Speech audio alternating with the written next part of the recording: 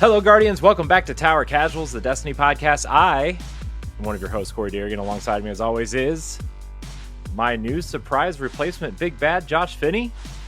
Jesus Christ. Where did that come from? I've just been watching a lot of stuff on Destiny, Josh.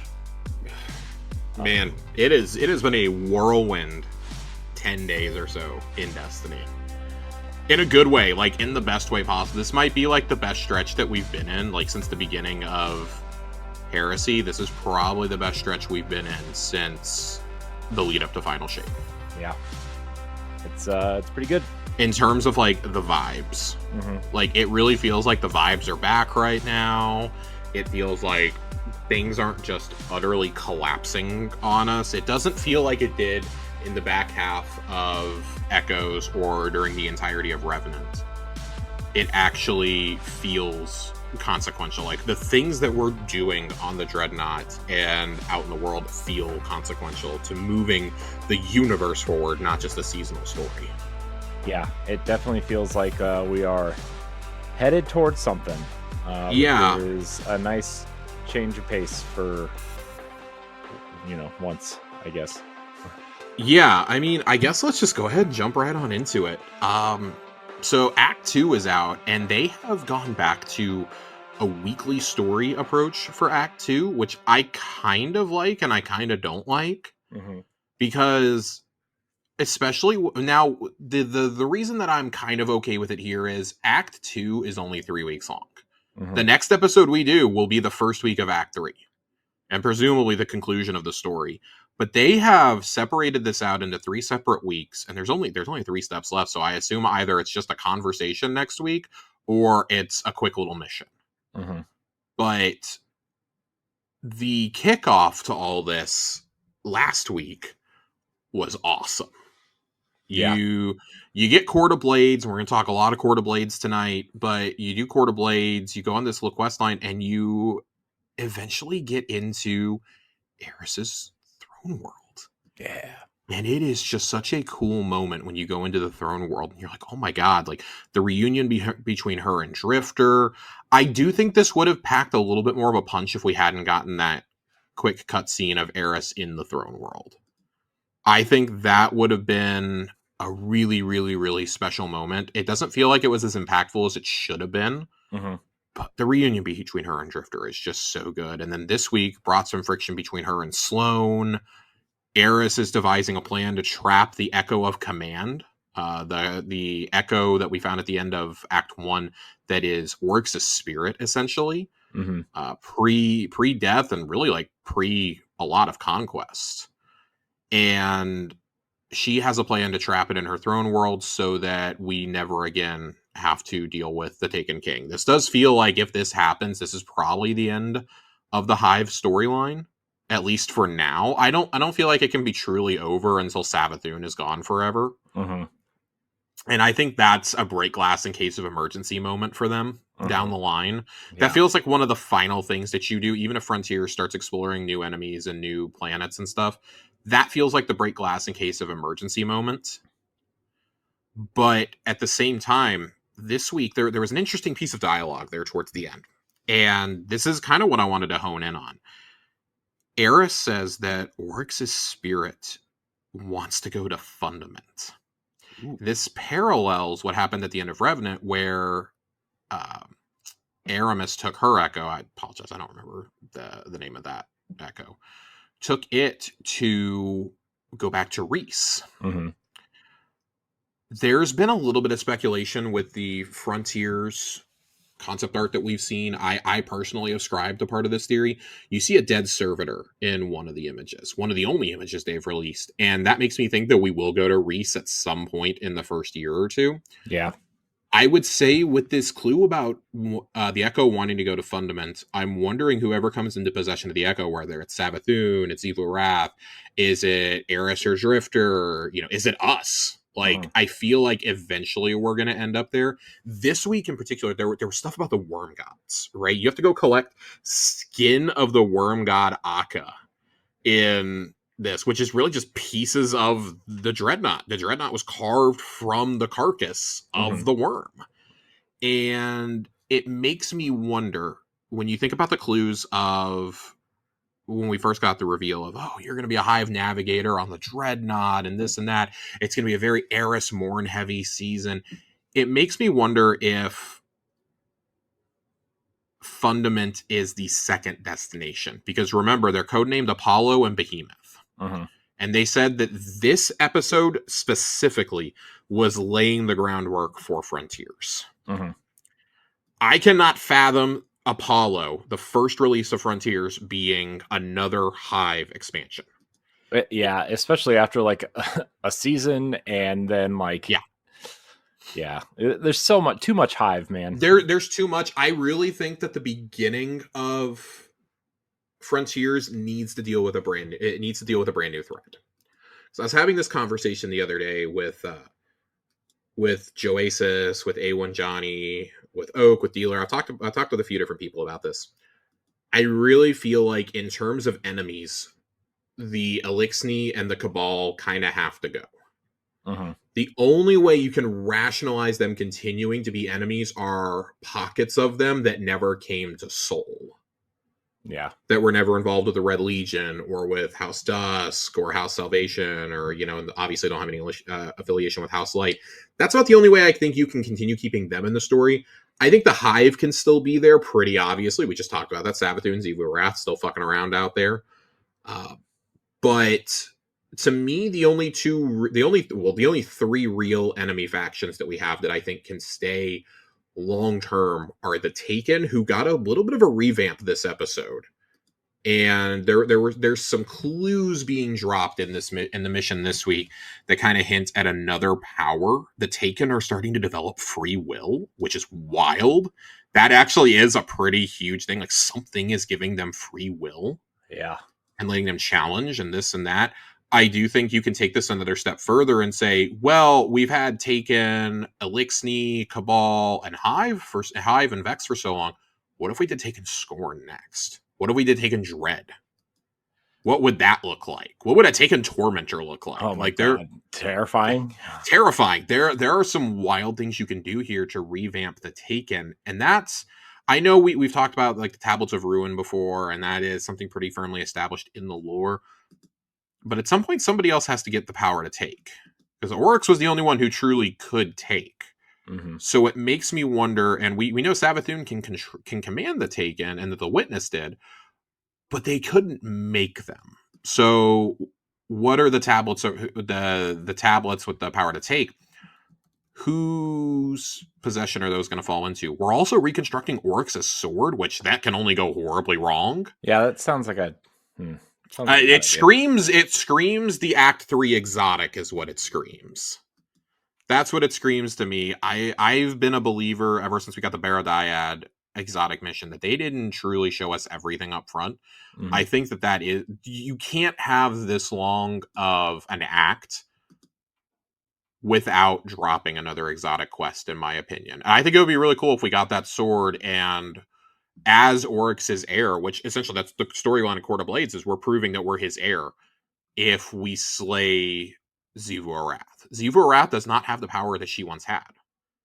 Eris has that power now. That's why Eris has the throne world. So it makes me wonder, if we get an exotic mission, do we maybe kill Xivu Arath in it and we get Oryx's sword afterwards? Which would be awesome. That would be so cool. That'd be a cool exotic. It'd be a very cool exotic, and I think it would put a nice little bow on the, hey, let's turn our Hive enemies into fucking weapons. Yeah. You kind of can't get any better than the spirit of Oryx in a sword. We already have a shard of his soul in Touch of Malice. What if you had a sword? What if you imbued a Hive sword with that echo? Like, what would that look like? It could be pretty cool. There's some rotations where you can get a Taken sword in Court of Blades, and it's really cool and really fun to use. I wonder if that's testing some mechanics for... Yeah, so it's funny because it functions like a normal Hive sword, which I think is kind of the red herring for me, because you're not going to put the functionality of an exotic into an activity. Right. Not yet, at least. But that would give you the opportunity, I think, to keep people playing that activity and keep playing Nether. I do like that new secrets have now been dropped in. as a result of Act 2. There's now some glowing worms. You can go get the Barodiad intrinsics and the first customizable perks, which is really cool. The others are coming in 10 days with the release of Act 3. So Barodiad's been really cool. I just really love the mystery that they've had around the storyline this season. It feels rewarding, and it feels like what we dreamed episodes could and should be. Mm-hmm. It's just a shame it took us so long to get here, and they've already decided to pull the plug on episodes. Which, to be fair, probably a good idea if we're thinking about it. Mm-hmm. But if you're going to give me seasons, and you're still calling them seasons, but they're this beefy for a 6-month season, I'm okay with that. You have multiple good activities. You have Nether. You have Court of Blades. You have whatever's going to come next. You throw 2 exotic missions in there, maybe. You have things like the raid. You have they're going to add the extra missions or extra encounters to the raids going forward. And then you're going to have whatever the Pantheon event is and the new dungeon in the second half of the year. You can, along with the Into the Light style content drops, they said, there's a lot you can do here. And if you're going to add in like fun little modes like tanks versus brigs, there's a lot you can do. There's a lot of stuff you can add to this game. And it really makes me hopeful. For the first time in a long time, I'm feeling really positive about the direction that at least the single player content is going. Yeah. And the amount of content is going. The story seems to be in a good place. I think also, like, I saw somebody meme this, that whenever it's time for a Hive expansion or season, that's when Bungie's A-Team shows up. And it made me laugh a little because it's kind of true in a way. Yeah.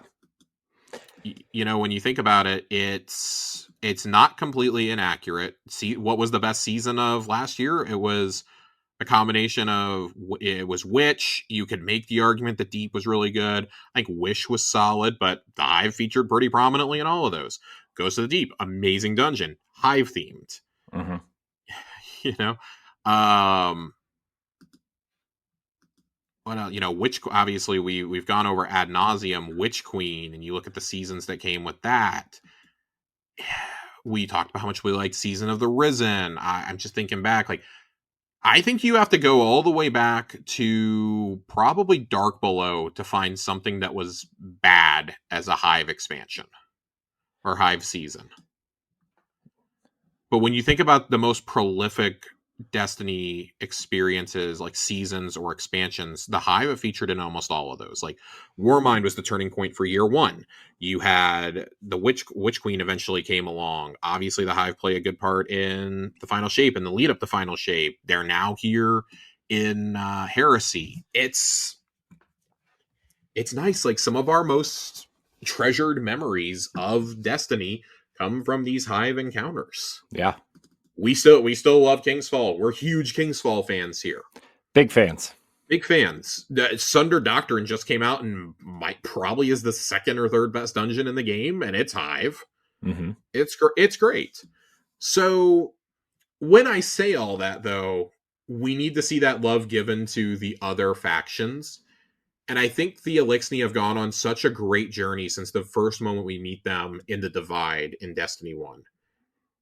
That I'm fine with the remaining Elixni just being allies going forward. I don't really want to fight them anymore. It's not fun anymore. I can't see Aramis being an antagonist we have to deal with. I see us teaming up with her in Frontiers at some point. Mm-hmm. Yeah, I'm kind of done. I mean, they were literally the first enemy you fight in the game, right? Yeah. And like, it's just like, yeah, we get it. The only thread that I would maybe want to pull on is, if you expanded a little bit upon the pirate content that we got in Plunder, and I know people are going to go, oh my god, Plunder, please no. I think that was an interesting thread that never truly got explored. Yeah. Because that goes back to the idea of what the Elixni were in the generations and centuries leading up to the events of the games. Mm-hmm. Really leading up to the creation of the Guardians, when they were pursuing the Traveler across the stars after the destruction of Reese, and now we've established they can live forever. Yeah. So there's definitely content there, I feel. that you could do eventually. Maybe, you know, Aramis has sent out a beacon for, you know, the Reese is reborn and blah, blah, blah. You know, she tries to do the same shit that she tried to do on Europa, but I'd really love to see Reese reborn on Europa be given the house light officially. I don't feel like they'll ever leave the city, but if they did, that would be cool. We've said for a long time Mars should just be give it to the Cabal. Mm-hmm. Give Mars to the Cabal. Yep. Give it to But me. I'm excited for the storytelling possibilities. Us physically going into the throne world is just so fascinating. I love that we're doing it. We're just treating it like it's nothing. We're just like strolling through, like, oh, okay. I'm sure this is fine. Like as I'm buying Taken upgrades from, you know, a weird cross looking thing. I'm sure this is fine. This is fine. A weird cross looking thing. You know, I've said for a while that I would really love to see Taken as an element. I think there is a world where that could become the third subclass for Darkness, but I don't necessarily want it to. You don't think they're just gonna like straight up just be like, I don't know, just kind of let everybody use everything now at some point? At some point they will, because I think they're starting to understand this. This was always going to be the catch-22 of doing Prismatic. Yeah. Is you're going to give us that, but nobody's ever going to want to take off Prismatic. Yeah, and I mean, I kind of already see it, except in rare like use cases, right? Like, yeah, I would say as a hunter, I like to still really use Arc Hunter, and I can't use Gathering Storm on Prismatic. yeah, I also can't set up Void Hunter the way that I like to on other classes. yeah, in there. But I think there are balance issues that be taken into account, specifically how many ways hunters can go invis without even having to proc it. I think that it would be cool for PvE to have everything combined. I think it opens up a whole can of worms for PvP. But that is the logical next step eventually to me. mm-hmm. Is to let everything just have Prismatic be the thing. Because canonically, we're the only Guardian that's ever used Prismatic. We're the only Guardian who can harness it. Mm-hmm. So, like, the Traveler has ordained us with this power, essentially. Cool. We are Space Jesus. We are literally Space Jesus. I don't know. I don't know, but it's just suffice it to say, story is in a really good place. But this new activity, man, I got to gush about Court of Blades for a minute. Tell me about Court of Blades, Josh. Court of Oryx back in the day was fun, but it was just like it was like the first big public event thing that anybody could come join if they were in the area. The issue was because everything was locked to platforms, you would have to walk like real slowly into the area to try and get an instance where people were already doing it or like lined up to do it. Mm-hmm. I personally don't think Court of Oryx was like incredible in Taken King, but part of that is also I'm looking back on it with hindsight after Archon's Forge, which came just a year later in Rise of Iron, Mm-hmm. after Escalation Protocol, after Blindwell, after I don't know, insert like 15 other activities that we've had, Terminal Overload, you know, whatever the stupid thing you do in the Pale Heart is. Like, there are so many things that I feel like have been done better since then. Mm-hmm. That, yeah, that was the OG, but you guys remember how much of a fucking hike it was to get to that? While this was going on? How hard those tier 3s were and people didn't know what they were doing in them? That's true. It's fucking hard. So I don't particularly have super fond memories of this. I personally, we've both talked about this. We were Prison of Elders guys. I think Prison of Elders was a better arena mode. Yeah, it was also like also because it was just something you straight up loaded into. It was a loaded instance. Yeah. Plus, it was like kind of like an easy kind of in and out almost too. Like, I mean, I know Court of Oryx kind of was too, but it's still like more. I don't know. You could customize your difficulty from the fucking menu. Yeah. So when you went in there with a fire team, you knew exactly what you were getting into. But overall, I think Court of Blades is really fun. I like there's a good variety of mods, of enemy types, of encounters. I feel like there is there's a decent enough challenge on expert that if you're not playing with a good team, you're going to get steamrolled. Mm-hmm. But I've genuinely had fun with it. I've had a pretty good time playing around with Court of Blades. I've been a little cautious about how much I played in the first week and a half of it because I just feel that there's going to be stuff in Act 3 that I'm going to have to go back and do again. Yeah. But overall, it's been a great time. I'm having a really good time with Court of Blades.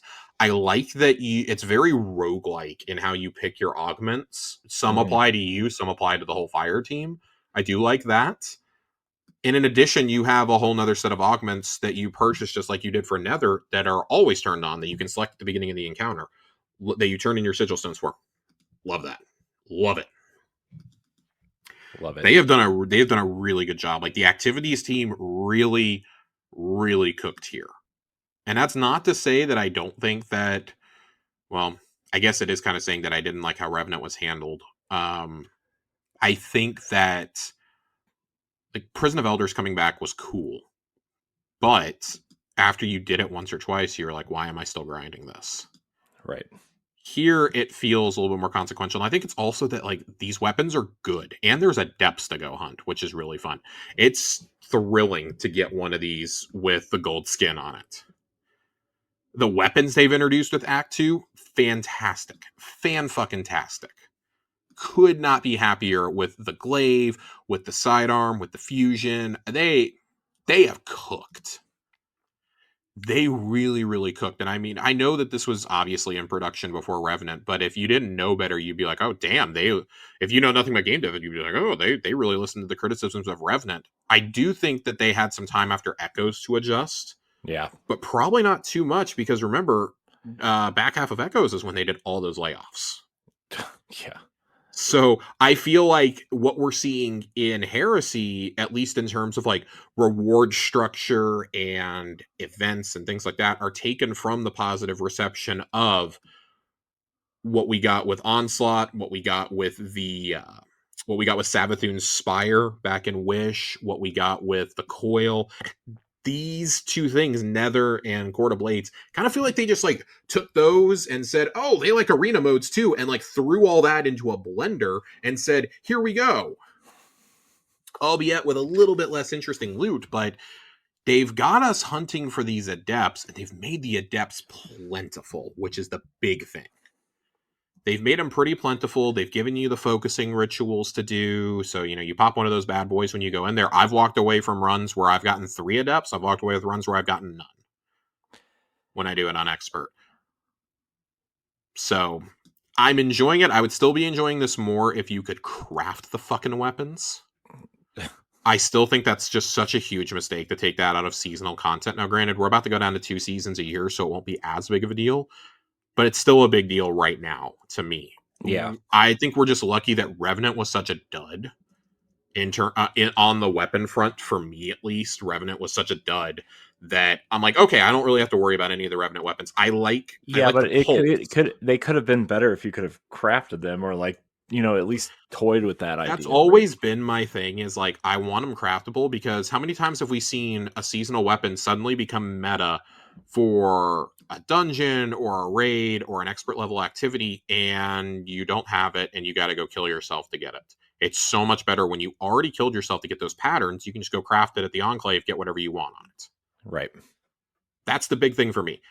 And not having that is a problem. It's a problem when we have more craftable exotics than we do legendaries dropping. Mm-hmm. That's a problem for me. Yeah. So, because I don't want every exotic to be craftable, and it really feels like we're on our way to doing that. We've had 3 exotics now in a row craftable with with Choir of One, with the Kel's Fall shotgun, which I can't remember the name of right now, and with Barodiad. You've got 3 in a row that are craftable. And that's really frustrating because I think part of the fun of exotic missions is doing them, and I understand they're making them craftable. I feel like they're all craftable right now purely to get people to keep playing these missions. Mm-hmm. Because don't get me wrong, I didn't really like the Encore mission, but I loved the secrets. The way you got the intrinsics and the perks for Choir of One was awesome. That was really cool. The mission itself, Getting those, awesome. Fantastic puzzles to go do. Really, really enjoyed those. The Kells Fall shoddy, the mission is like 12 minutes long. The organ thing, the organ component is cool. Having to go in and you like aim down the sights to shoot things with the shoddy is cool, but it's just kind of a wet noodle compared to what came before. And Barodiad, it's like, oh, okay, now this is what I want in a craftable exotic mission. But at the same time, as much as I've enjoyed hunting for those secrets and having to go out in the world and find the taken fragments to get the intrinsics for Barodiad and things like that, it also just makes me not want everything like this. If you do one or two a year, cool. Doing all of them like this, not a huge fan. Not a huge fan. And that makes 5 in the last year that have been like that, because the reprisals of Whisper and Outbreak also did this. Yeah.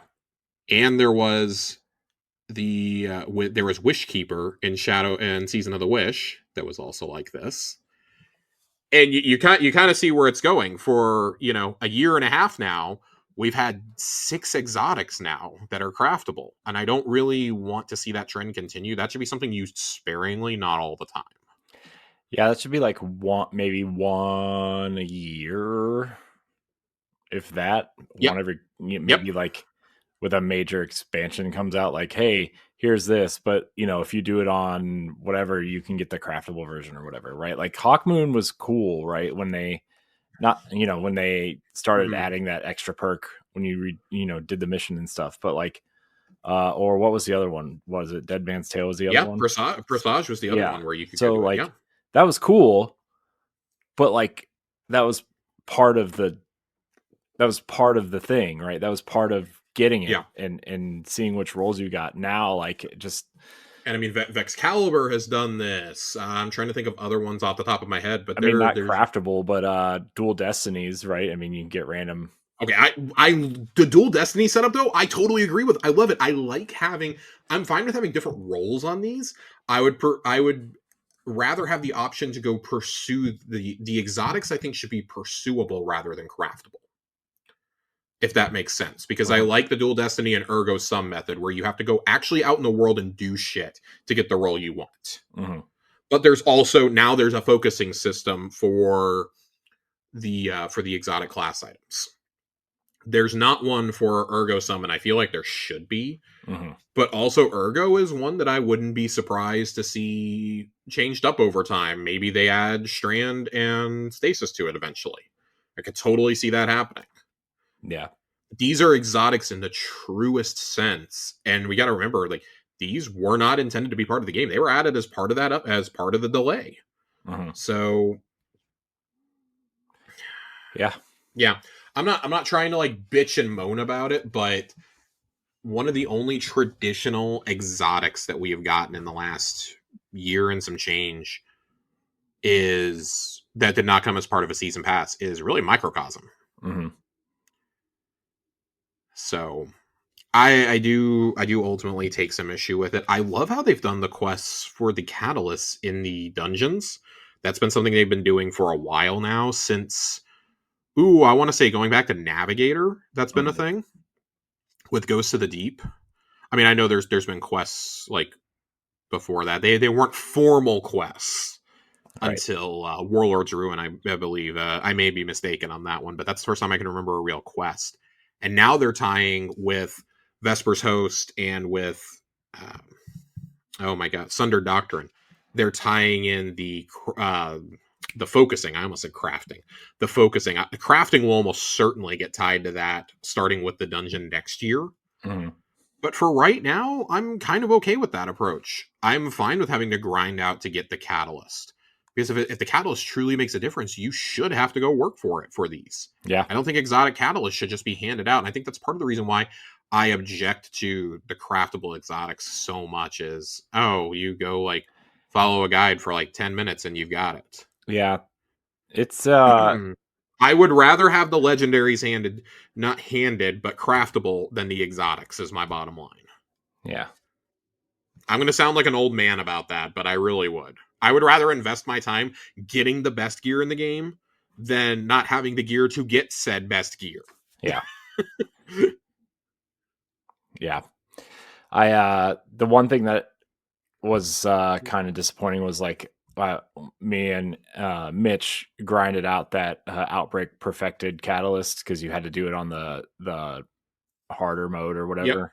Yep. And when we finally got it, like maybe less than a month later, you and I talked about how they were like adding it to the world drops because it was going away, right? And so that was really annoying. So still got it. The hard way. But like I really enjoyed how they had you go hunt for the stuff in Outbreak and Whisper of the Worm. Those are two of the best missions ever. Those should be. But it's an example of use it selectively, because when you do it for every single gun, it becomes less special. Mm-hmm. But I also understand this is to get people to keep playing these missions because they worked so hard on them for the most part. Right. Yeah. Kel's Fall notwithstanding. Kel's Fall notwithstanding. And I mean, base Echoes or base Encore also isn't great, but yeah, the puzzles are good. I like the puzzles for the catalysts and for the perks. That's fun. Yeah. So just sometimes less is more. Yep. Shit. Shifting gears. Yeah, I'm trying to think of where I want to go next after that. Shifting gears a little bit. Let's talk about something that shipped early last week on accident. I've been very excited to talk about this.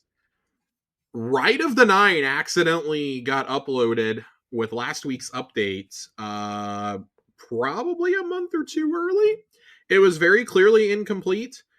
I jumped in to do Prophecy and got through everything up to the final boss with Joasis and our friend Oak. We got held up at that door. The friendship door would not open, and we later found out that was a glitch that everybody hit. People were leaving the activity, loading into regular Prophecy, getting to the door, opening it, getting the checkpoint, and going back to contest. We have had confirmation it was contest difficulty. Some of the changes in there, Corey. I only did Prophecy. I was fucking scared. I didn't think it was too brutal, but until we like kind of figured out what was going on. That first platform where you fight the first boss in Prophecy got a little frantic. The fire from the knights was just insta-killing. I had to constantly be going invis, and you get better rewards based on how many lives you lose during this. Jeez. So we cleared.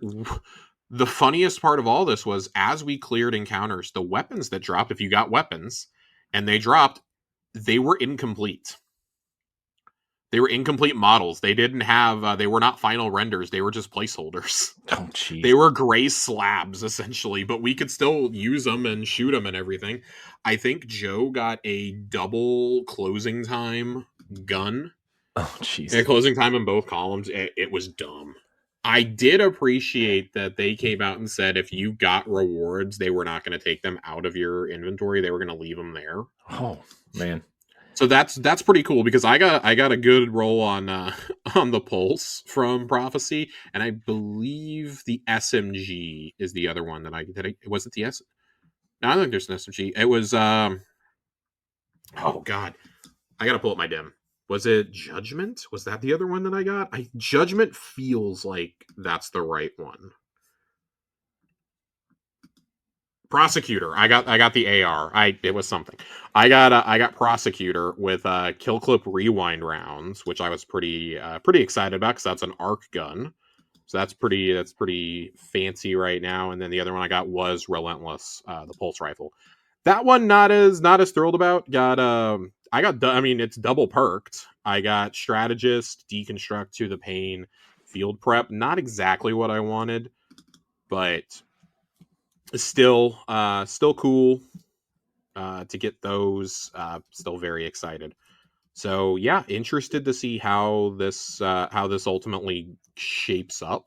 Our second run or our second encounter was definitely bugged. We did not have revive tokens during it, so we just kind of cruised through it without thinking. Jeez. It was really cool to have this up though and get a taste of what it's going to look like. Go see the social space. I understand why they had to take it away though. People are like, Bungie, why are you taking it away? Just launch it early. Like, no, this clearly was not done. This is clearly supposed to launch in like May. Yeah. So I have said I would be really surprised to see this before like mid-May. I think this is something you drop similar to Pantheon, but maybe give us a little bit more time. I really hope it's not just a 3-week event. I think doing this as a 3-week event would be catastrophic. It just put the dungeons on a rotator, one each week until Frontiers drops in like August or September, whenever it's going to be. Yeah. That would be my elevator pitch to Bungie. I know you guys listen. DMG, if you're listening, I'm going to put this out into the ether. Please, for the love of God, tell them that we want this to be longer than Pantheon was. Especially with 12 weapons to grind out, I would really like to do that. But it was really cool. We definitely did it on the highest difficulty. That was a cool thing to see that it was up. I got a message while I was doing story content saying, "Hey, you want to go run a contest dungeon?" And I was like, "What the fuck are you talking about?" And had a party invite, so I went and jumped in with friends and ran it. That was really cool. It was one of those things like, man, I'm really glad that I was free on a Tuesday afternoon to go do this. I was sitting there half doing story stuff, half answering emails, and ended up having a great experience because of it. Great experience answering emails, he says. Yeah, great experience answering emails. There's nothing more I like than doing that. Oh my gosh. So I will say they put an update in the TWAB last week.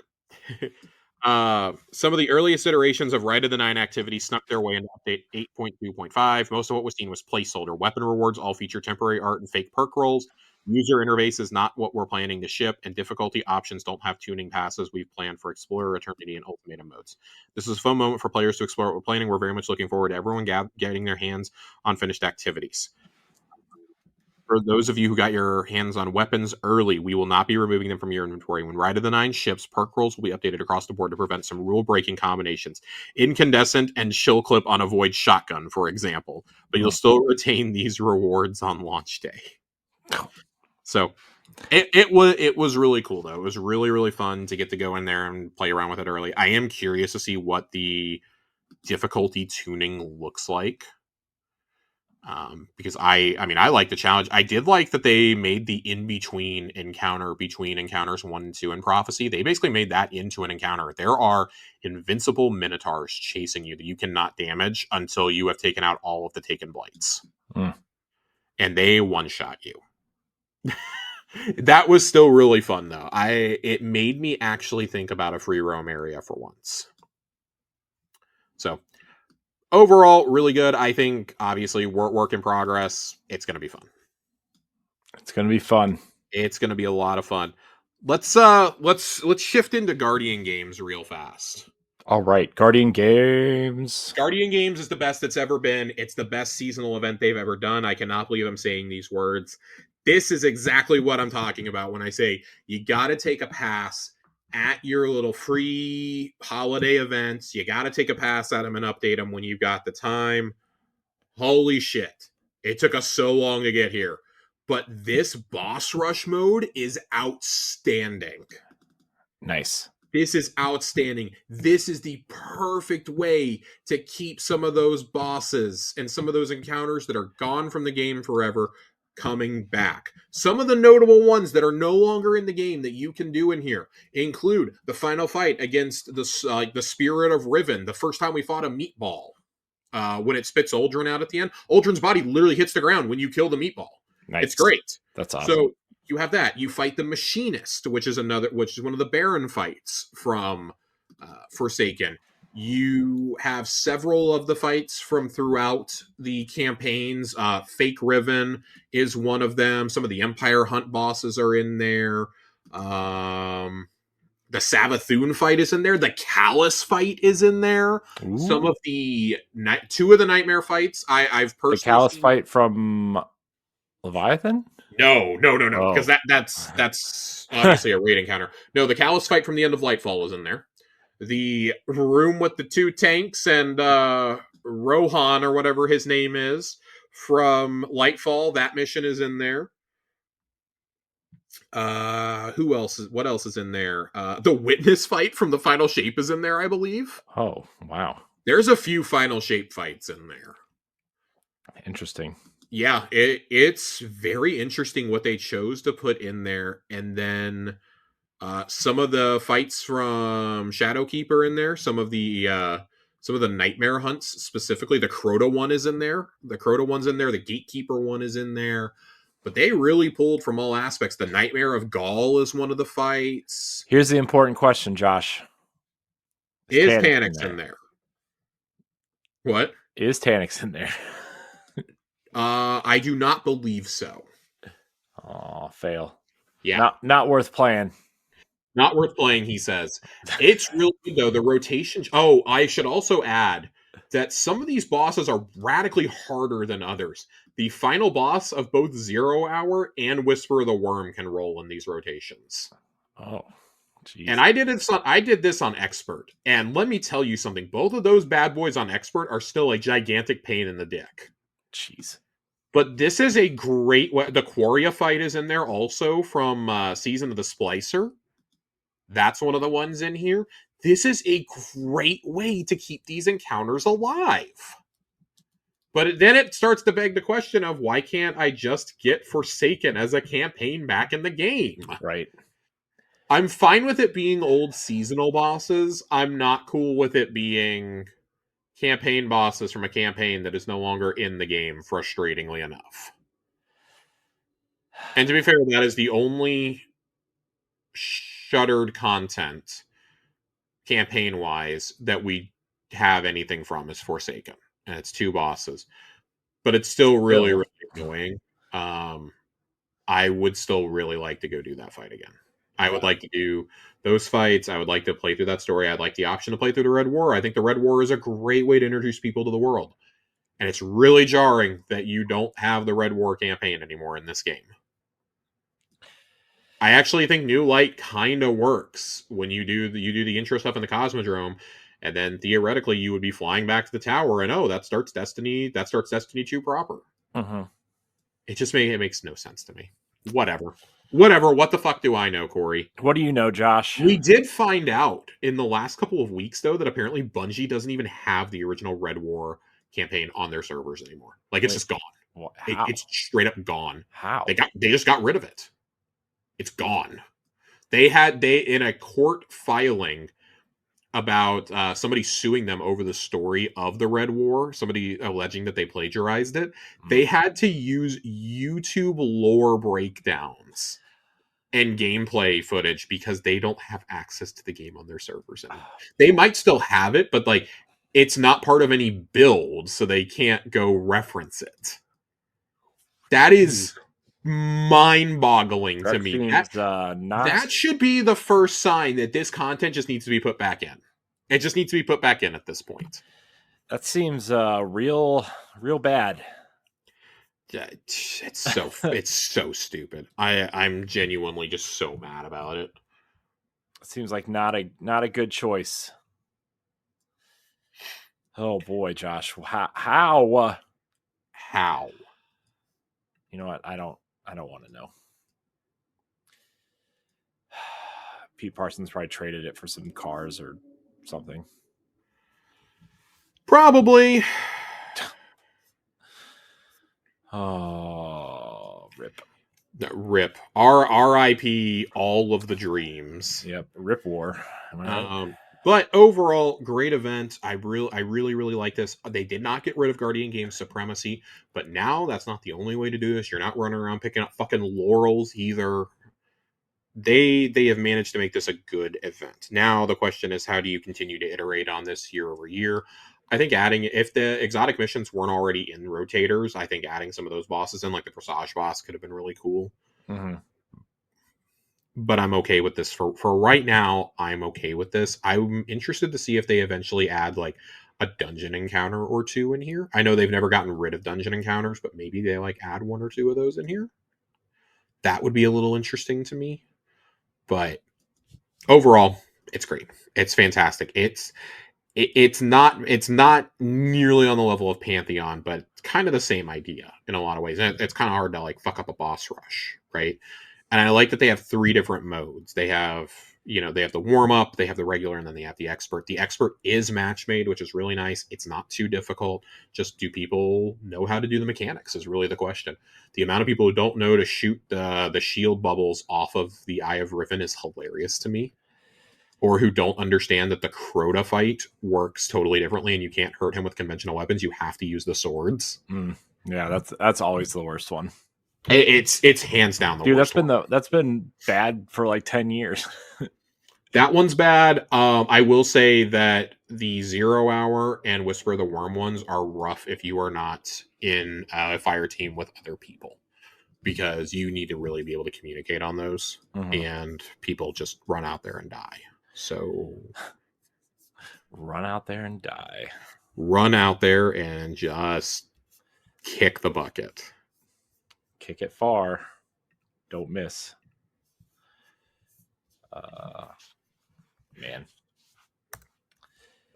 That's I always hated that.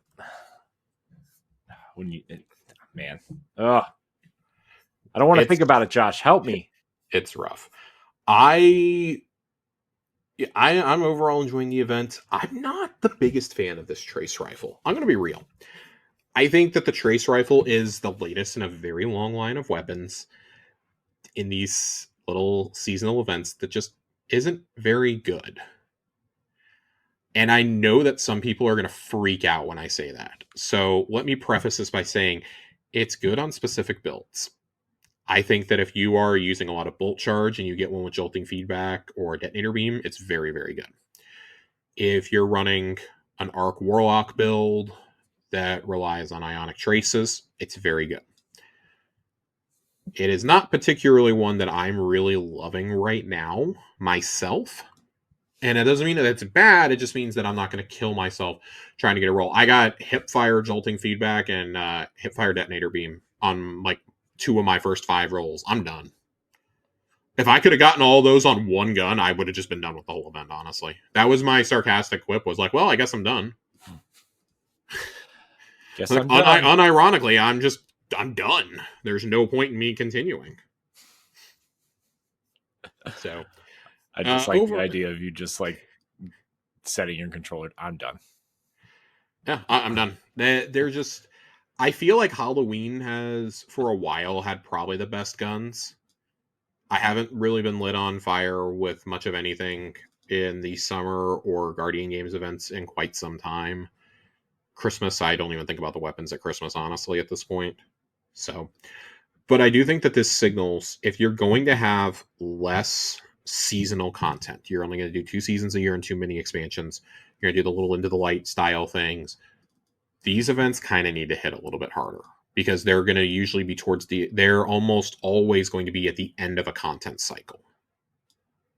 So I think that you gotta nail them. I think bringing back Crimson Days for Valentine's Day would be another thing. I've been harping on that forever. They had a 2v2 mode the other week in Crucible, and I feel like it went over pretty decently. Yeah, you gotta bring stuff like that in. Yeah, I'm kind of surprised they don't even have that in there more. Crimson Doubles, I understood why they took it out, but I thought they were taking it out just to revamp it. Yeah. And they didn't. They just took it out, period. It got sent to the DCV vault, which is really the to be deleted file on Pete Parsons' computer. Yeah. Overall though, good event. Really enjoying the boss rush of it all. I like that the end of the event has Shax giving you the rewards in the tower inside the Pale Heart. That was a nice little touch. Yeah. So it's cool. It keeps the spirit of Into the Light going, I guess. Another thing that's really cool about this event, and it's less cool when you remember that we rely on exotic class items so much on Prismatic. The Guardian Games class items are Artifice armor this year. So if you have been needing Artifice armor, guess what? You can go get a free class item on every character. Just by doing this. So I will be logging in on my other characters and just going and grabbing my class item to make sure I have a piece of Artifice armor on every single class. Nice. It's fantastic. It's absolutely fantastic. I'm very, very happy with that. Trying to think, where do we go after this? Where do we go, Josh? Where do we go now? Where do we go now? I guess let's shift over to PvP a little bit. PvP, shooting people. I'm pretty fine with PvP right now. Like, it's not great, it's not awful. It's just, it kind of depends on how much comp are you trying to play. I think kind of depends on your view of PvP right now. But right off the bat, Warlock Snap Skating is an unintended movement technique that gives players great advantages in map control and general movement during combat. This can be enjoyable and fun to master. This presents rough balance issues within PvP space, not just 3v3, but 6v6 as well. This creating issues with readability of opponents mid-combat. Guardian bodies can be warped, stretched during skating, making it very difficult to fight opponents mid-skate. In a future patch, we will address this. Cool. Fantastic. I don't know why anybody would argue against this in a PvP environment. Closing time. You don't have to go home, but you can't. The perk will be tuned on special weapons in a future patch, because you always spawn in with low special ammo. Stat buffs are almost always active in the Crucible, making various weapons perform bit too well 1v1, such as Zealot's Reward, can hit some pretty far ranges thanks to this perk and the always-on nature of functionality. Hipfire exotics, same thing. Tommy's Matchbook has become a frequent conversation among the community, and rightfully so. For many years, this weapon has been a bit of a sleeper in terms of strength of its baseline, improved hipfire functionality. With the recent changes to Radiant Dance Machines, we're seeing more hunters pull this exotic out for some silly hipfire-only builds like we did with DMT and Last Word. We're going to tune this interaction in 8.2.5.1. I believe that is the one that I believe that's the update we got this week. But I don't know. I don't want anybody to quote me on that. I think that's the update we got this week, but I don't remember off the top of my head. Fact. Josh confirms it. We'll also be re-enabling Dead Man's Tale and Last Word to interact with RDMs as a much more limited set of buffs that do not increase range but still provide with amount of increased accuracy. That makes sense. They're text mechanical weapons.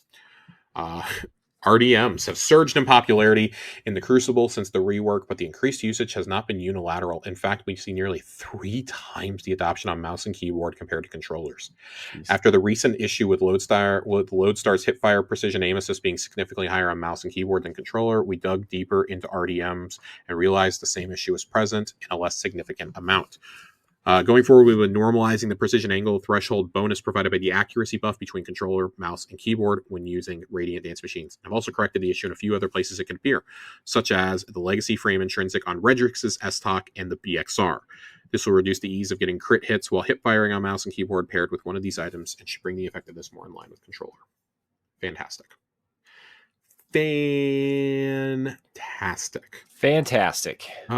trying to jump between two TWABs here since, it's been 2 weeks since our last show. Today they talked about the PvP strike team had a little bit in here talking about slow capture collision, which is a new variant that will be available in small team quick play. Has been built to address feedback about collision game mode in comp. And the rules are simple. Zones take longer to capture and rotate immediately once they've been capped. Standing on a zone is the only way to gain progress towards the capture. First team to 7 captures wins. If this variant is preferred to the fast capture mode currently used, we can swap them out. Cool. For wins and losses, we have heard feedback climbing the ladder can feel too slow, especially when you are significantly outperforming other people in your gains. As such, we've increased both the maximum amount you can earn from performance bonus as well as increased the granularity of the reward, so you are much more likely to earn bonus reward points. We've also increased the maximum amount the contribution scaler can grant, so you'd be more likely to earn point values of 110 or higher for wins when you perform well, while also losing less than 90 from losses when you perform well. Cool. Josh says. Mm-hmm. They did pass on matchmaking. Some people were playing high skills when they were in gold and silver because it was using their previous MMRs from previous seasons, so that's not great. The solo versus fire team loss forgiveness had to be walked back, but they are going to launch this in 8.2.5.2. have a more robust code fix in place we believe will cut down on the amount of failures. And once that's been verified, we'll continue with our plans to reduce stratification used by fireteam matchmaking and allow duos and trios to match each other in both comp and trials. Ascendant 0, I don't know if this applies to anybody listening to this other than Dealer, but if you're going for Ascendant 0, there are point breakdowns for you. I like this specific note, though.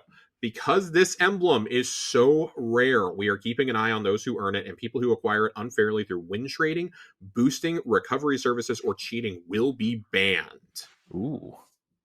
As of, was it last night or the night before when I was talking? I think it was last night. I was talking to Dealer. Less than 250 people had this emblem. Jeez. So, and it is a shit show when you get up there. It is an absolute shit show from what I've heard. Because it's the same people you were playing in Ascendant before, trying to climb to get that emblem. Because that emblem, guess what? The emblem is not guaranteed. It is a knockout system like the Trials Cosmetics. You earn points for wins between certain deltas of comp rank. If you are not able to earn it this season, don't worry. The emblem is meant to be more of a long-term chase for players who aren't able to get to max rank and will still be earnable in Frontiers, but you'll have to fight your way back to Ascendant 0. Also, so I mean that does it for PvP. We don't have anything else for PvP. Something that made me laugh really hard: Grandmaster Nightfalls accidentally launched early. Oh, the Grandmaster Nightfall catch-up node went live this past Tuesday, but Sunless Cell apparently went live for a little bit as well. Sunless Cell will be coming with Act 3. You'll now have access to the rest of this episode's GMs and can begin working towards gilding your title. Man, that's funny to me. I do like that this came out right after playing one of the more annoying GMs, which is the PsyOps Battleground Cosmodrome from last week. Yeah. Specifically, that Savathun boss fight is it's rough. It's fucking rough. It's the Titan that throws the shields too. Ooh. It's like, oh, I just wanna fucking die. This is terrible. That thing curves around corners like it's James McAvoy and Wanted. It's terrible. God. It's fucking terrible. I did not enjoy it at all. I did get my god roll on the Lotus Eater though. Thank God. On my third clear, I got it. So I was like, "Yep, I'm done. I'm done." Well, yikes. Yikes is absolutely correct. I was not a big fan. Some upcoming things that we've got going on. Final week of Guardian games, of course. Story is going to continue next week. The Nightfall rotation is going to be PsyOps Battleground Moon with the Slammer as the reward. I will personally be going in there because I never got a good Adept Slammer. So I'll be playing that next week. And then Momentum Control is also coming back next week, which I love Momentum Control. Big SWAT fan over here. Yeah, SWAT's fun. SWAT is real fun. Big fan over here. Big fan. Big fan. Big fan, he says. Industrial sized fan here. Trying to see what else I need. God. Trying to see what else I need to do here. I don't think there's much else. There's really not much else here in the TWABs. It's been a really, really, really good couple of weeks in game, and it's been really rewarding. For once, I feel like I'm not wasting my time when I go in there. Yeah. And that's great. It's great. I'm really enjoying it. I'm enjoying the new weapons a lot too. Specifically, I'm really loving the SMG you can get this season out of Court of Blades that dropped. The Mir Imago. I hope I'm pronouncing that correctly. I got that to drop with Target Lock, Subsistence, and Flared Magwell the other day, and it's the Adept version. I'm really, really enjoying it. What you want is you want it to drop with the Runneth Over perk from the King's Fall raid. That's what you really, really want to be dropping on these. Which it does have the potential to drop on, but I think it's a potential. I don't think you can get it. I don't think you can get it just guaranteed, but Yeah. I'm liking that. I'm really enjoying uh, the glaive. I really, really, really like this glaive. I got one with unstoppable force and tilting at windmills, and that's the one I've been using. Mm. So that's definitely been fun. I really want this new melee perk on it though. There's a new specific melee pick, and I'm really, really excited Nice. to get that. I have not had it drop on one of mine just yet. That is going to have to be the one that I start focusing though, because I need it. Another one that I'm looking forward to trying on this uh, SMG. I got one to drop with Sword Logic, which I'm really excited about. Subsistence Sword Logic. I love Sword Logic. And then I got one with Grave Robber Sword Logic as well. Uh, I think both of those are going to be a lot of fun. The energy weapons. I haven't found anything that's really lit my world on fire yet. I'm trying to get Hipfire Grip, Volt Shot on the sidearm. I think that's the role I'm trying to chase there. I've been able to get Hipfire Sword Logic, which is exciting, but God, Volt Shot, especially in an arc season, give it to me. Give it to me. The Afterlight Fusion Rifle. Haven't really gotten a great one on that yet. Hoping to get a better roll at some point. Psychopomp is just incredible. That is a great one. That is one that you want. I did get that one with Runneth Over, which really excites me. I got pretty close to a god roll on it. I got Envious, Elemental Honing, Ambitious Assassin, and Rolling Storm. Ooh. As well as I got the quick launch and the high velocity rounds on it as well, with the velocity masterwork. Unfortunately, this is not an adept, but that's about as good to a god roll as I can kind of say for that one for me personally right now. Mm. So very, very, very excited on that front to get to using that a little bit, just a little bit more. I have been using the LMG as well. I'm really enjoying that one. Watchful Eye, also, again, got that with Runneth Over. You get Runneth Over on it when it drops as the Masterworked version. And this one, I mean, again, Rolling Storm and Field Prep, which is very exciting to me. I enjoy getting those on an LMG on something I'm going to do damage with. I haven't played enough with Abyssal Edge to know if I like it or not yet. I need to play with it a little bit more. I did get some decent adepts on Watchful Eye. I got target lock on both of them, I believe, but Ooh. I haven't really fallen in love with either one. But it's a solid one in an arc heavy season, especially with bolt charge barricades. It's great. It's great. You really can't go wrong with it as far as I'm concerned. I have not talked about the bow at all, and that's because I'm not a bow guy. I'm gonna be honest. It looks really cool. I'm not a huge bow guy though. I'm gonna be just upfront with everyone. I don't know if you guys know that about me. I didn't know that about you, Josh. I know you didn't. I've kept it a closely guarded secret over the years for sure. It's news to me. It is news to him. He says, "I take that back. I did get a fusion that I like, that I want to try. Under pressure, destabilizing. A little curious to see how that plays. I don't think it's going to be like life altering, but I could do worse." So yeah, I think that the weapons this season are a huge step up from last season. Just looking through my inventory right now, I'm like, yeah, or looking through my vault, yeah, I didn't really like the weapons last season. I liked very few of them last season. I think I kept a good version of Liturgy, which was the breech loaded grenade launcher with Rhyme Stealer Chill Clip. I kept that. I don't know what else. I fell in love with the pole or the scout.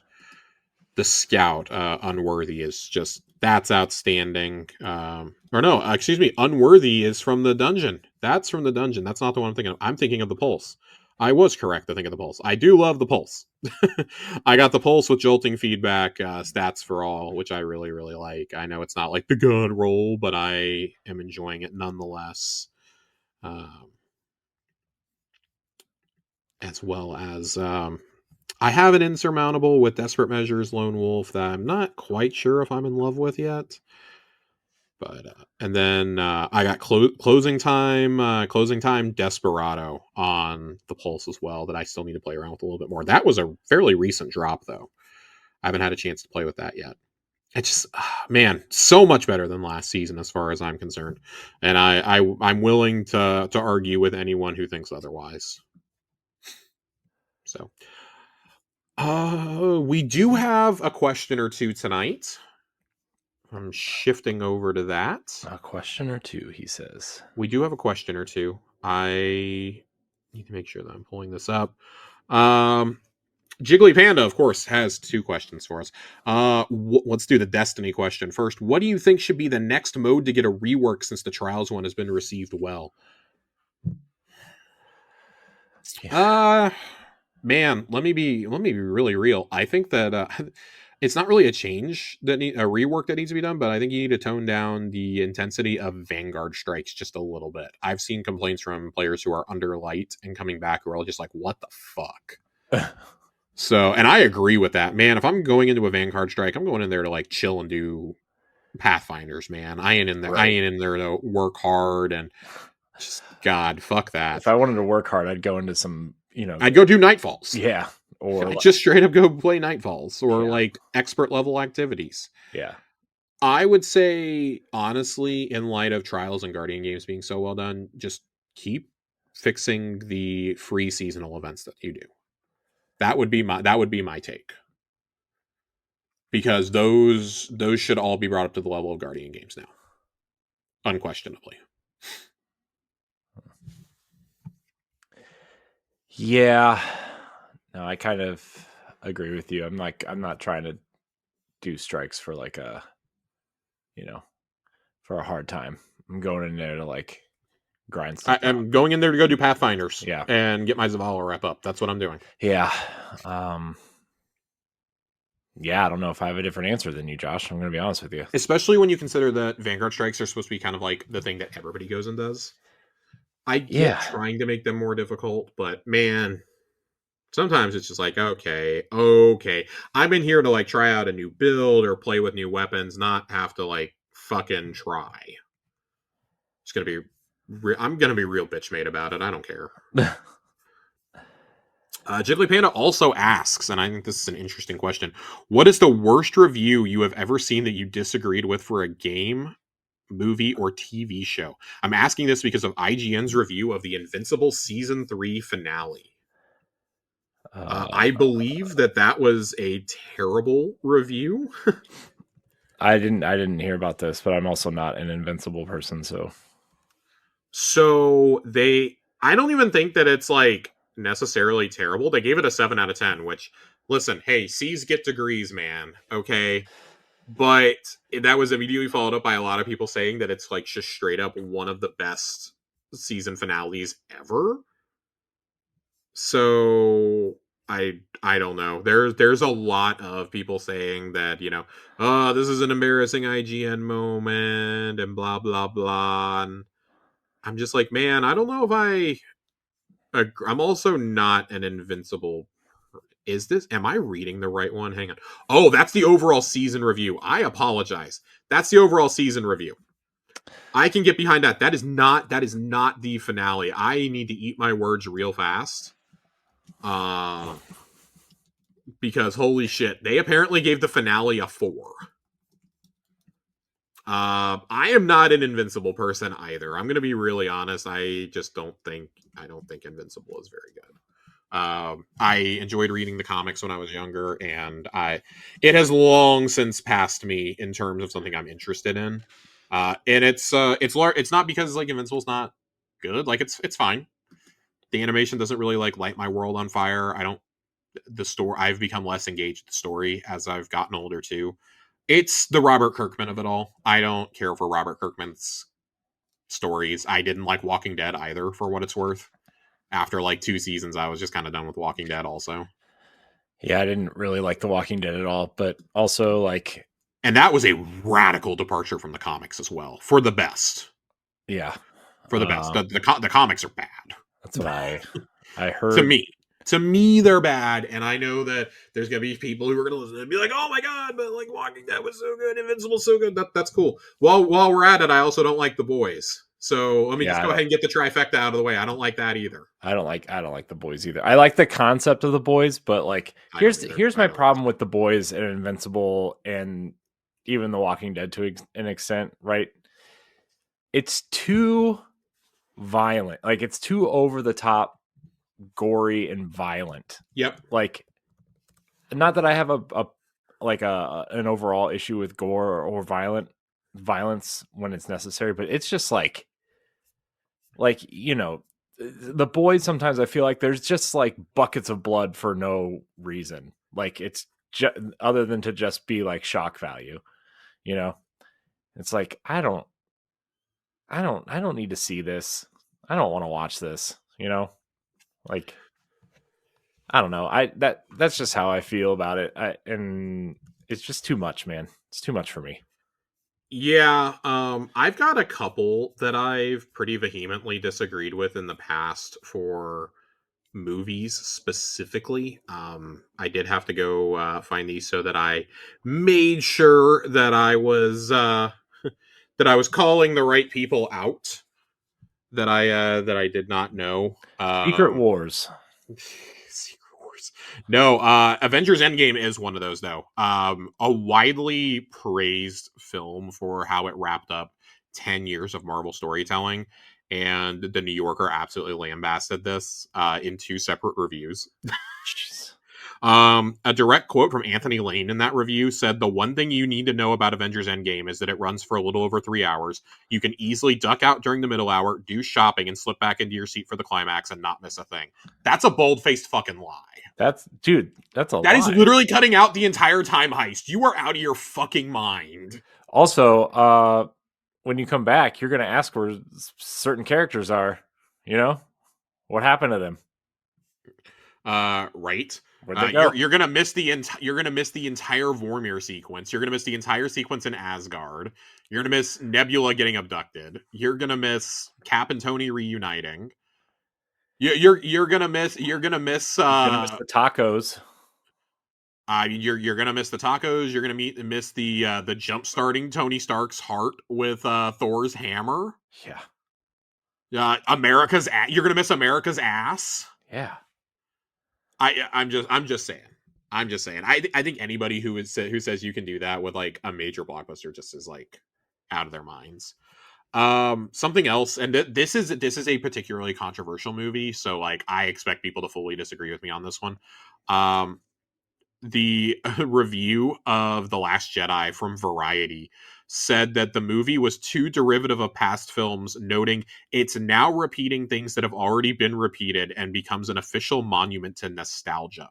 I'm sorry. That's The Force Awakens. That is not the Force Awakens is beat for beat A New Hope. Okay. What movie are they watching? I would also like to know. Please show me where in any other movie they do a suicide jump with a Star Destroyer. Please show me that. Please show it to me. The throne room duel was also like one of the best fight scenes in any blockbuster movie. But I digress. The throne room scene is awesome. The one that I always think of when I think of bad reviews is IGN's Too Much Water review of Pokemon. That's the one that I come back to. I think that was it Sun and Moon that they did that on. No, it was one of the remakes. I think it was one of the remakes. Alpha Sapphire and Omega Ruby. Yeah. It's funny because 7.8 is not a bad review. I want to be really clear. That is not a problem. It's the fact that they gave Too Much Water as one of their reasonings for giving it a 7.8. That's fucking hilarious to me. That review is going to be remembered forever, though.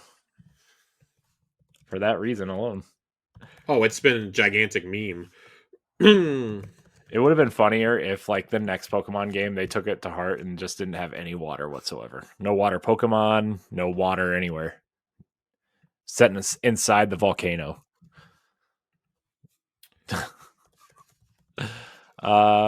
Let's see, man. I'm trying to think of like other games that Skyward Sword, I would say, would be the reverse of what they're talking about. Like it got a 10 from like a lot of places, and I'm like, Yeah. dang. It was good, but also like it wasn't that good. It's definitely my least favorite 3D Zelda game.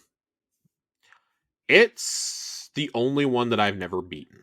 Yeah, I've tried, dude. I've tried so many times. I even tried on the Switch when they added normal controls, which aren't that normal, but like I tried, man.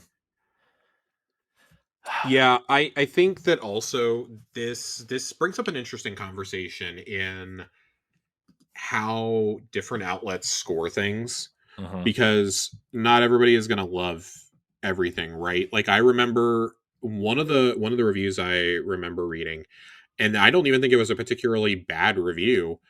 It was GameSpot's review of GTA 5, and the writer, Carolyn Petit, I believe was the writer, got death threats over it because she didn't give it a perfect score. And she listed out her reasoning for why it did not get a perfect score. And it's it was interesting because like it was for a lot of the reasons that GTA has received critique and criticism over the years, specifically violence towards women.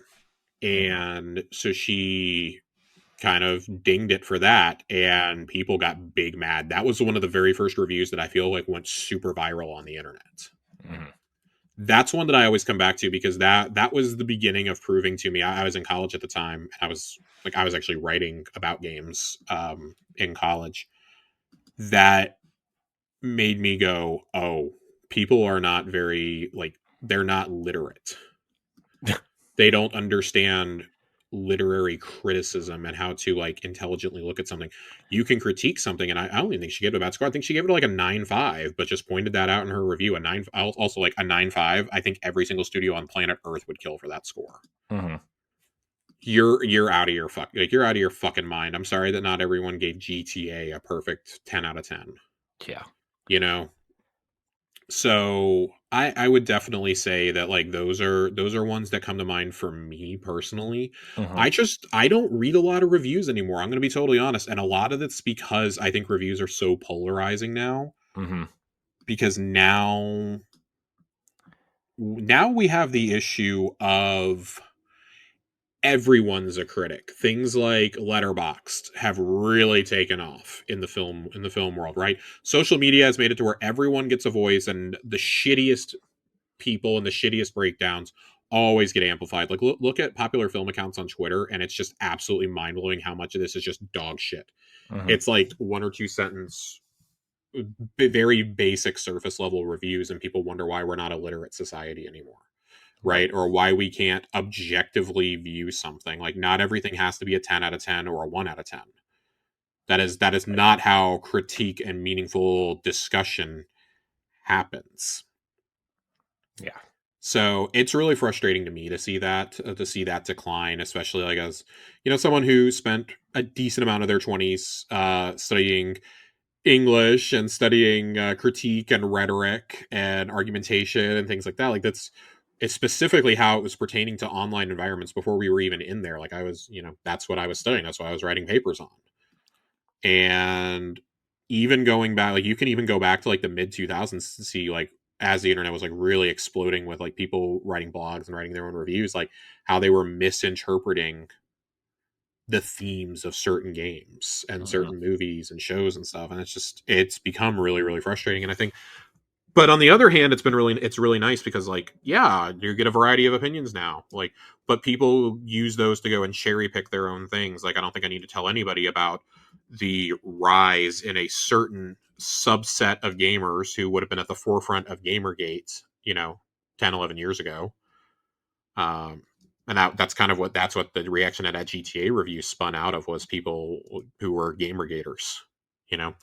And it doesn't take a rocket scientist to see that people who were highly influenced by that online movement now control a lot of our online discourse around media, Mm-hmm. or try to at least. I mean, we're seeing it with Assassin's Creed Shadows right now, for instance. Yeah. So, and that's obviously going beyond review scores. That's going down to, wanting to boycott a game because, there's a black character in the lead. God forbid. Yeah. It's funny. We So, actually just talked about this game on the Boss Rush podcast mhm. about the choice to have a black protagonist in Japan, and if it like like just the conversation around that. It's a historical thing.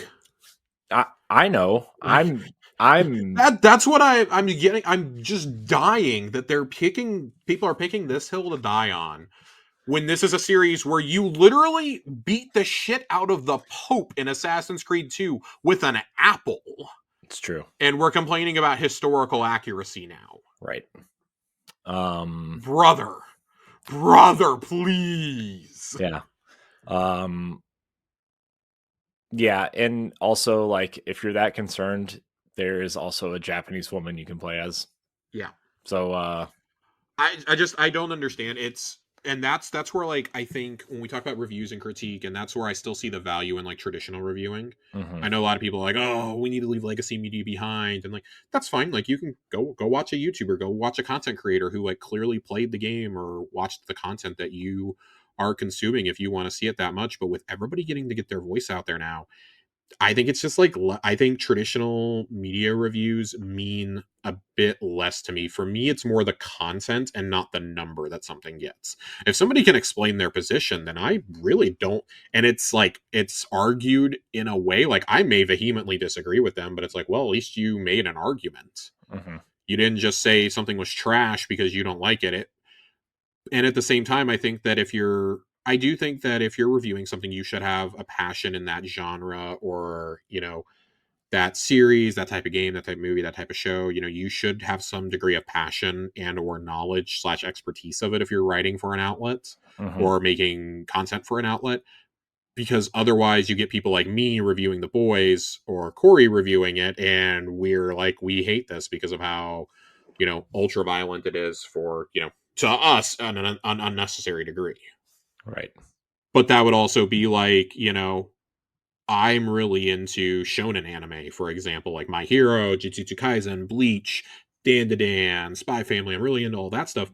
That would be like asking, one of my friends hates anything animation. It doesn't matter if Disney made it, doesn't matter if Shonen made it, doesn't matter if Ghibli made it, like DreamWorks, he doesn't like any of it. He's one of those that thinks animation is for kids. That would be like asking him to review a My Hero Academia movie. He's gonna be like, this is dog shit. This is dog shit. Or it's gonna be like asking him to sit down and watch, 50 hours of Evangelion or watch Cowboy Bebop or something. Like he's gonna think it's shit. He's Right. gonna think it's total shit. And I don't think I need to tell anybody that Evangelion and like Ghost in the Shell and Cowboy Bebop are hugely influential on pop culture as a whole, not just Japanese anime. Yeah. So, that's what it comes down to. I do think that and last thing I'll say on this, because I've ranted about reviews for too long.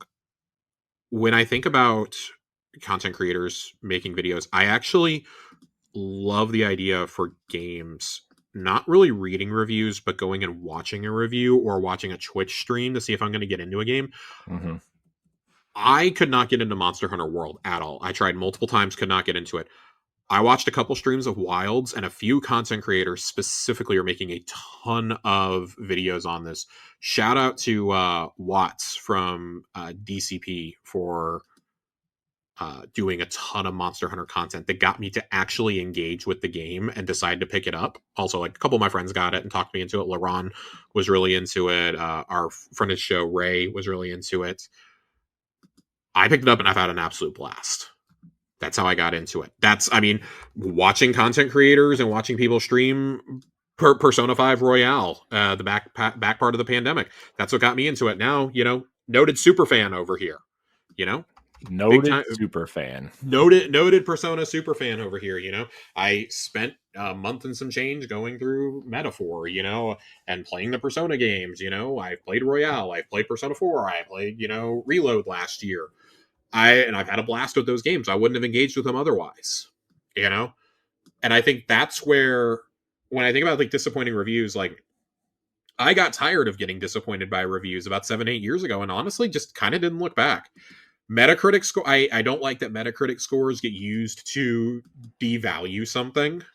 If it's not automatically a 90 or higher, they just assume like, oh, it's total shit, unless the game fits your agenda, and then it's like, well, an 85 is actually pretty good. the way that an 85 was treated for Ghost of Tsushima versus Starfield was mind blowing for me. Mm-hmm. And to be clear, those are two radically different qualities of games, but they both got the same. They at roughly the same time they had the same aggregate. I think Starfield's dropped like 2 or 3 points since over the years. But those are two radically different games and radically different qualities. I would probably give Starfield like a 7.5 to an 8 overall. Ghost of Tsushima, I've gone on record, that might be PlayStation's best game. That might be their best game, not called The Last of Us Part 1. So, like, I have different opinions. I tend to really like the Xbox catalog, and I know a lot of people want to shit on those games, you know? I definitely have different opinions, too. I mean, like, those two games you just said, I don't like either of those games, so... Boo! Boo this man! Boo this man right here. I mean, like, Ghost of Tsushima just felt like Assassin's Creed to me. It is. It's the best Assassin's Creed game ever made. We didn't need Assassin's Creed Shadows. We already had Ghost of Tsushima. And you're getting another one, too, this year, so...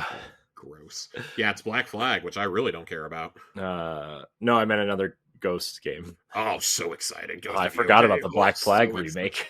Jeez. So excited about Ghost of Yotei. Ugh, must play. But like, Death Stranding is one. Got super divisive reviews. I remember that getting like 6s and 7s. And then you had people like Greg Miller turning around saying, this is my game of the year. You know? But he's also the guy who championed Starfield as game of the year in a year where people are like, what the fuck are you talking about? Yeah. We got Tears of the Kingdom. We got Mario Brothers Wonder. We got Spider-Man 2 this year. Yeah, but see, that's where you got to find a creator that kind of, you know, if you're going to trust a creator, you got to find the creator that, you know. Yeah. And I guess that's where I'm like, trying to get to is I don't care so much about like brands anymore. I care about specific voices within those brands. Mm-hmm. Like if I'm going to IGN, I straight up don't like anybody who reviews movies and TV for IGN anymore. I'm using IGN as a broad example because it's easy to pull from. I've read a lot from them over the years. But like on the game side of things, if Ryan McCaffrey reviews something, for the most part, if he reviews something, I'm probably going to trust it because we tend to have really similar tastes. Mm-hmm. I'm going to trust Brian Altano when it comes to Nintendo stuff because me and him have very similar tastes. Yeah, I'm not going to trust Max Scoville because me and him don't line up a lot on our tastes. That's not to say he's a bad reviewer. It's just we don't line up with a lot of our opinions. Mm-hmm. Yeah, and that's what I mean, right? Is like, yeah, you know, and also like, I also trust Ryan McCaffrey because he's been doing it long enough to like, you know, like he knows the Xbox voice as far as I'm concerned. Yeah, I mean, who else would it be? Like, who would even be second? Like, maybe. Destin Legary, maybe, and like, you know, and that's a distant second. Yeah, and it's that's like, no disrespect to Destin. That is a distant second. No, but that just shows you how high the bar was set by Ryan, right? So, right. I mean, there's a lot of really good independent creators out there, though. I would just encourage you, if you're finding reviews that you don't like, go find somebody. You like YouTube, Blue Sky, Twitter. Like all these places have made it so easy to find people that do great reviews. They just, you know, sometimes they don't promote their content like super well. There's also like just really well-known creators that I tend to really like their content, even if I don't end up liking the game or they give it a score that I disagree with. Skill Up is one of the ones that I really like. I really like Skill Up. I like when Alana Pierce talks about games. Stella, who used to be at, it's funny, like a lot of former IGN people are who I like. Stella, who used to be at IGN up until the end of last year, you know, now she's independent. I've always liked her opinions on stuff. We share a lot of the same opinions when it comes to FPS games. So it's like I have certain people that I trust that if they're like, hey, this is a really good game, I'm gonna go play it, or hey, this is a really good, like, but it's within their subject area. Like if one of those people were to give me a recommendation on like a movie or show, I'm probably not going to take it seriously because I'm probably not going to agree with them.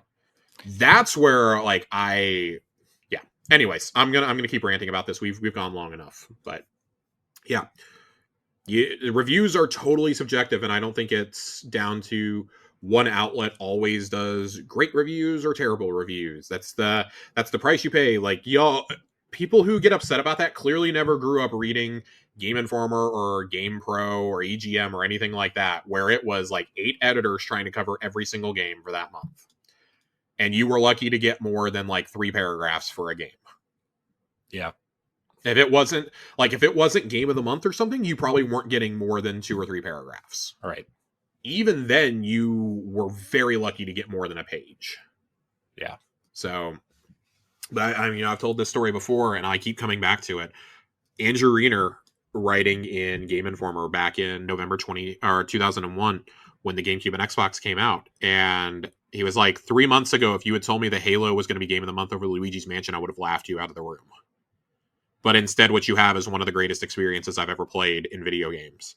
And, pretty much everybody had the same reaction. It's always cool when you see a universal reaction like that no matter who you are, you can agree on it. Mm-hmm. They're like, hey, this is a genuinely transformative experience.